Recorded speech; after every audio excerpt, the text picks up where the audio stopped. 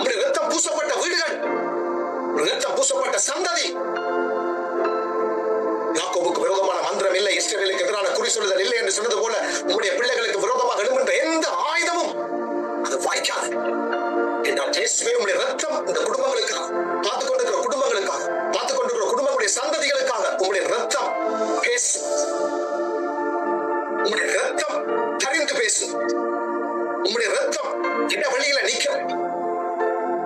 எந்த வருத்தங்கள், வியாதிகள், அந்தகார வல்லமையின் கட்டுக்கள் ஏது வந்தாலும் அது இவங்களை சேதப்படுத்தாதபடி அது கடந்து போகும். பார்த்துக் கொண்டிருக்கிற ஒவ்வொரு குடும்பங்களையும், ஒவ்வொரு தனிப்பட்ட நபர்களுக்கு நான் அப்படியே நான் ஆசீர்வதிக்கிறேன்.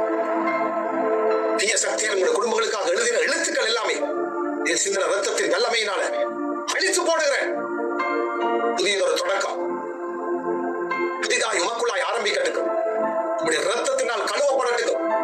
உங்களுடைய ரத்தத்தினால் மீட்கப்படட்டுக்கும். இயேசுவின் ரத்தம் ஜெயம். ஆசீர்வதிக்கிறேன் குடும்பங்களை, வீடுகளை ஆசீர்வதிக்கிறேன். அவர்கள் பார்க்கின்ற நல்ல காரியங்கள் நிறைவேறட்டுக்கும். சகல நன்மைகளும் உண்டாகட்டுக்கும். குடும்பங்கள் சீர்படட்டுக்கும். பிள்ளைகள் சீர்படட்டுக்கும். புதிய தகமைகள் கிடைக்கட்டுக்கும். வாய்ப்புகள் கிடைக்கட்டுக்கும். சமாதானம் உண்டாகட்டுக்கும். உயர்வுகள் உண்டாகட்டுக்கும். வறுமை நிலைகள் மாறட்டுக்கும். நெருக்கம் உண்டாகட்டுக்கும்.